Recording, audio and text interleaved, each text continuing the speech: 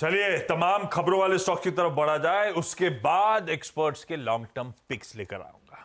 पहले ये defence related pledge जो सतपाल साहब कह रहे थे आज रडार पर रहेंगे। रडार पर इसलिए रहेंगे क्योंकि कुछ न्यूज पेक्स भी हैं उससे जुड़े हुए। हर्षदा, क्या अपडेट्स, कौन से स्टॉक्स? यहाँ पर 3-4 स्टॉक्स आप रेडार पर रखेंगे आशीष। प्राइमरली आप भारत फोर्ज, एल&टी जैसी कंपनियों पर फोकस करेंगे क्योंकि दरअसल हुआ ये है कि भारतीय सेना ने अपनी आर्टिलरी फायर कोर मजबूत करने के लिए करीब 400 हावित्सर्स ऑर्डर किए हैं। उसके लिए एक टेंडर निकाला है। टेंडर का साइज करीब 6500 करोड़ के आसपास का है, जिसमें 400 हावित्सर्स जो बेसिकली आर्टिलरी गन सिस्टम्स हैं 155 mm 52 कैलिबर वाले, और इनके साथ टोइंग व्हीकल्स जो आती हैं जो इस प्रकार की दिखती हैं, इसे ऑर्डर किया गया है।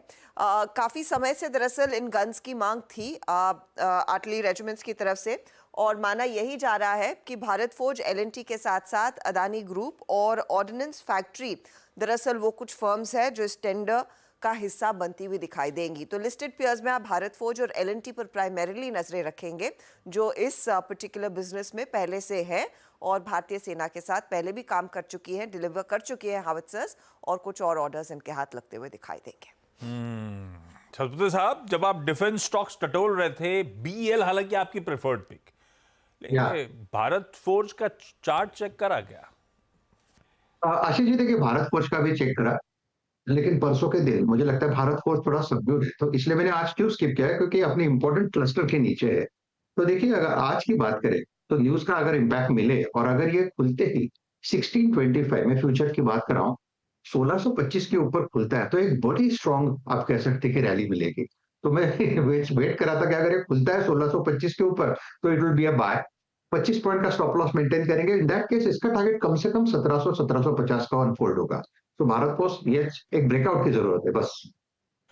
थोड़ा सा रुकना पड़ेगा, ब्रेकआउट की जरूरत है, और ब्रेकआउट कंफर्म होगा जब 1625, अभी तो दूर है, 1625 के ऊपर चले जाए, वहां पे टिके तो ब्रेकआउट कंफर्म्ड है, तब एक बढ़िया बाय ट्रेड है। तो कंडीशनल बाय है, वेट एंड वॉच है, कूदिए मत। अभी तो सेंटिमेंट पॉजिटिव है, पता भी नहीं है ये हावित्जर गन्स का कॉन्ट्रैक्ट किसके पास जाने वाला है, कोई लिस्टेड के पास या कोई अनलिस्टेड एंटिटी के पास। तो खैर, सेंटिमेंट पॉजिटिव। ऐसे ही फ्राइडे को कैबिनेट की बैठक स्केड्यूल थी। बाजार के दौरान तो आउटकम आया नहीं था क्योंकि शाम को बैठक थी, रात में वो खबर सामने आई थी। उस पर जाऊं उससे पहले रचना जी, दो स्टॉक्स, अब ये वहां पे भी यही कहानी है, किसको ऑर्डर मिलेगा पता नहीं, लेकिन सेंटिमेंट पॉजिटिव बनता है किसी भारत अर्थ मूवर्स लिमिटेड यानी कि बीएमएल के लिए या किसी टीटागढ़ रेल सिस्टम्स के लिए। चार्ट रेडी रखिएगा, कोई पसंद आ रहा होगा तो उस पर बातचीत कर लूंगा आपसे। हर्षदा, क्या निकल के आया कैबिनेट मीट में? दरअसल यहाँ पर कुछ इंफ्रा प्रोजेक्ट्स को अप्रूवल मिलता हुआ दिखाई दिया है आशीष। कैबिनेट ने करीब phase 3 of Bangalore metro rail project, जिसमें इन्वेस्टमेंट करीब 15,611 करोड़ का होगा, वो अप्रूव किया है। थाने मेट्रो रेल प्रोजेक्ट, जहां पर टोटल इन्वेस्टमेंट 12,200 करोड़ का है, वो अप्रूव किया है। और साथ ही पुणे मेट्रो रेल प्रोजेक्ट, जिसमें करीब 2,955 करोड़ तक का इन्वेस्टमेंट होता हुआ दिखाई देगा। तो बैंगलोर के पर्सपेक्टिव में आपको बीएमएल रेडार पर रखना है, क्योंकि हम सब पहले से ही जानते हैं कि बैंगलोर मेट्रो के लिए वैगन सप्लाई करने का काम ये कर रही है कंपनी। साथ ही साथ Titagarh Pune metro rail project के लिए वैगन सप्लाई करे, तो वो स्टॉक रेडार पर आपको दिखाई देगा। यहाँ पर दो और अप्रूवल्स आ चुके हैं जो दो एयरपोर्ट्स को लेकर है। दरअसल कैबिनेट ने सिविल एयरपोर्ट बागडोगरा वेस्ट बंगाल में दरअसल अप्रूव किया है, और साथ ही साथ बिहार के भीता में भी एक अप्रूवल आया। 2,962 करोड़ तक के अप्रूवल्स आते हुए दिखाई दे रहे हैं। अब कलतरू इसमें आप फोकस में इसीलिए रखेंगे क्योंकि बागडोगरा एयरपोर्ट के कामकाज के लिए वैसे भी कलतरू प्रोजेक्ट्स के हाथ वो ऑर्डर लग चुका है, वो फाइनली अप्रूवल आता हुआ तो वो स्टॉक भी आज रेडार पर रखेंगे। मेरी कुछ मेमोरी है, मेरी पहली फ्लाइट बागडोगरा से थी। मतलब आप दार्जिलिंग गए थे? मतलब नॉर्थ ईस्ट का पूरा टूर किया था। हाँ। तो उस समय पापा को वो जब वो एलटीसी मिलती थी, हाँ, तो उसमें साल में एक छुट्टी मिलती थी। हाँ। तो उसमें गए थे, तो पापा का वो साल प्रमोशन हुआ था। हाँ। तो तब तक हम सिर्फ बाई ट्रेन जाते थे। उस प्रमोशन हुआ था तो उसमें पहली बार एयर ट्रैवल का वो मिला था, अलाउंस मिला था एक साइड का। तो जाते हो तो ट्रेन से गए थे, न्यू जलपाईगुड़ी उतरे थे और वहाँ से फिर पूरा टूर किया था, और वापसी में फिर बागडोगरा से दिल्ली की फ्लाइट ली थी। तो वो मेरी पहली फ्लाइट थी, मुझे अब तक याद है। मेरी पहली फ्लाइट तो इस ऑफिस नहीं करवाई थी। खैर, मेरी पहली फ्लाइट सोलो थी। हाँ? Solo, I think I was 7 years old। मैं और मेरी बहन एयर इंडिया से पुणे आए। नहीं, तब तो मैं ऊपर देखता था उड़ते हुए। मैं आज की 15 साल पहले इन्फोसिस का पहली बार जब बोर्ड रूम करने गया था बेंगलुरु, तो पहली फ्लाइट थी वो किंगफिशर की। अच्छा, अब फोकस करा जाए काम पे। जैसे बेंगलुरु के लिए मेट्रो के लिए बीएमएल का नाम लिया था, वैसे ही मुझे याद पता है टीटागढ़ ऑलरेडी पुणे का काम कर रहा है, रेल सिस्टम्स वही सप्लाई कर रहा है, रेक्स। रचना जी, दोनों चार्ट शडोले क्या, कहीं ट्रेड वेड है क्या?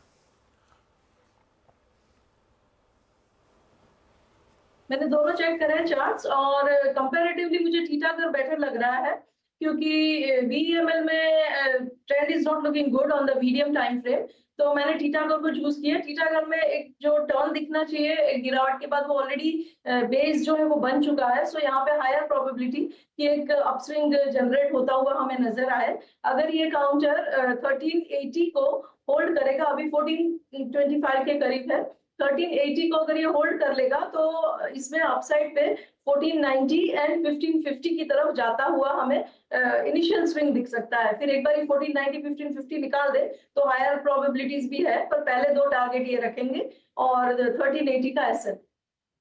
कमाल है, टीटागढ़ जाते थे, देखिए कैबिनेट मीटिंग तो शाम को हुई थी, तो जाते जाते ऑलरेडी एक अच्छा मूव बना हुआ है टीटागढ़ रेल सिस्टम्स में। चलिए, एयरपोर्ट का कनेक्ट आ गया है, तो एक और स्टॉक जीएमआर एयरपोर्ट्स पे जुलाई का बिजनेस अपडेट आया हुआ है। सचिन, चार्ट आप रेडी रखो जीएमआर का, मैं आता हूं आपके पास। हर्षदा, कैसा अपडेट लग रहा है?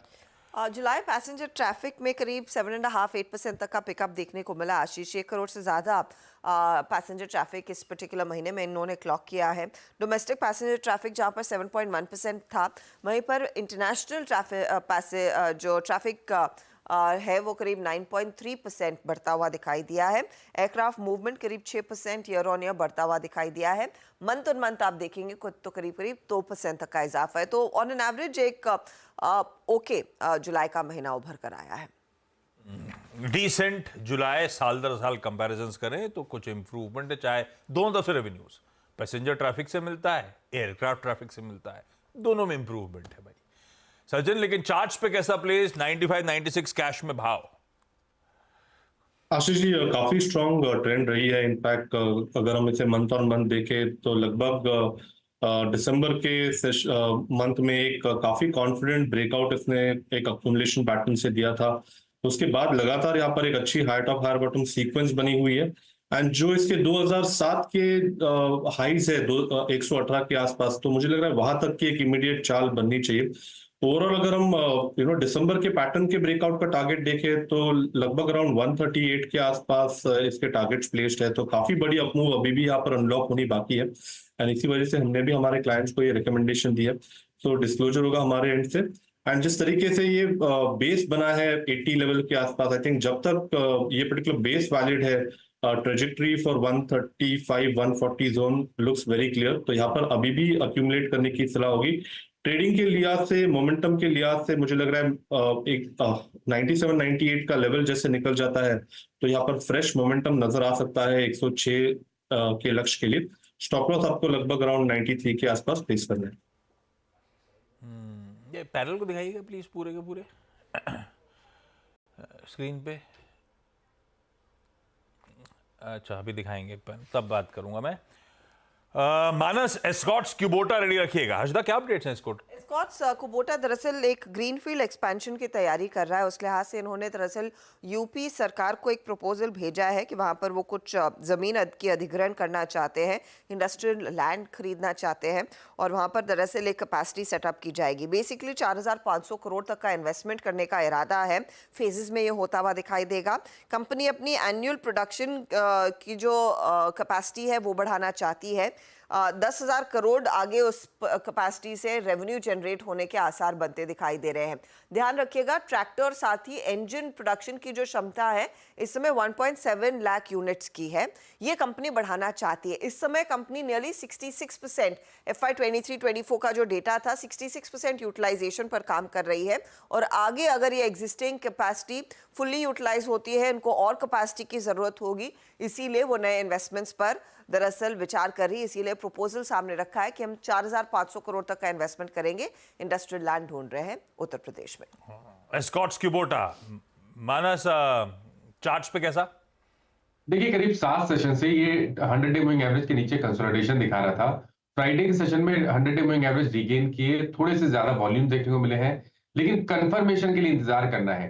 3775 के ऊपर ही खरीदारी करेंगे, उस केस में 3700 के स्टॉप लॉस लगाएंगे और टारगेट आपके 3950 के रहेंगे, लेकिन कंडीशन यही है कि 3775 के ऊपर ही खरीदारी करनी है। अच्छा, पैनल को दिखाइएगा फिर से जरा प्लीज। किसी ने इस वीकेंड पे स्त्री 2 देखी क्या? पीवीआर का चार्ट रेडी रखना, मैं आता हूं आपके पास थोड़ी देर में। हर्षदा, अच्छा अगला भाईती साहब आप जरा रेडी करो मारुति का चार्ट। हर्षदा, अपडेट्स क्या हैं? Q2 में दरअसल एक प्रोविजनिंग का अमाउंट आता हुआ दिखाई देगा आशीष। एक वन टाइम इम्पैक्ट आ सकता है नियरली 850 करोड़ का। ये basically deferred tax liability as of June 30 के तौर पर आता हुआ दिखाई देगा। यहाँ पर ध्यान रखिएगा, जो इंडेक्सेशन बेनिफिट विड्रॉ किया गया है LTCG के पर्सपेक्टिव से डेट म्यूचुअल फंड्स में, उसका एक इम्प्लीकेशन आता हुआ दिखाई देगा। कंपनी बेसिकली कह रही है एक्चुअल पेमेंट तब होगा जब वो रिडीम करेंगे म्यूचुअल फंड्स। इन्होंने म्यूचुअल फंड्स, कुछ डेट म्यूचुअल फंड्स में ऑफ कोर्स इन्वेस्टमेंट किया हुआ है। उसके सामने जब भी वो टैक्स पे आउट आएगा उसके लिए कंटिजेंसी तैयार की जाएगी करीब 850 करोड़ की, तो उसका एक इम्पैक्ट देखने को मिल सकता है Q2 में। कंपनी ये इनफैक्ट मेंशन कर रही है। ओके भाईती साहब, मारुति चार्ट में तो प्रेशर है पिछले 5-6 दिनों से कंटिन्यूसली। आप अगर देखेंगे तो इसमें गिरावट ही देखने मिल रही है, और जहां हमने देखा फ्राइडे और थर्सडे को एक अच्छा सेशन था निफ्टी में, यहाँ पे उसमें मोमेंटम नहीं बन रहा है। हमें लग रहा है इसमें शायद और प्रेशर बढ़ सकता है, और शायद ये स्टॉक 11,800 तक का भी लेवल दिखा सकता है। तो जिनके पास लॉन्ग है उसमें से एग्जिट करने की सलाह रहेगी, इन लेवल्स पे शॉर्ट करने की सलाह नहीं है। हर्षदा, बाकी के स्टॉक से न्यूज? बाकी की खबरों में आशीष आप रेडार पर रखेंगे of course ONGC, oil India जैसी कंपनियां, जहां पर आप लोग पहले भी डिस्कस कर रहे थे। विंडफॉल टैक्स में भारी कटौती, 54% तक का कट देखने को मिला है। अब जो नया टैक्स है वो करीब 2,100 रुपए प्रति टन के आसपास लागू हो रहा है। DCX सिस्टम्स रेडार पर रहेगा। 107 करोड़ के डोमेस्टिक और ओवरसीज ऑर्डर्स इन्होंने बैक किए हैं। इलेक्ट्रॉनिक किट और साथ ही cable, wire and harness assemblies दरअसल कंपनी को प्रोवाइड करनी है। जुबलेंट फार्मोवा दरअसल कंपनी की एक इकाई है जुबलेंट बायोसिस। ये 8% स्टेक पियर फाब्रे में दरअसल अक्वायर कर रही है। 4.4 यूरोज में ये सौदा, मिलियन यूरोज में ये सौदा होता हुआ दिखाई देगा। 2 सालों में ट्रांजैक्शन पूरा होता हुआ देखने को मिल सकता है, तो वो एक पॉजिटिव माना जाएगा क्योंकि अपने बिजनेस को कंपनी बेसिकली विस्तार कर रही है।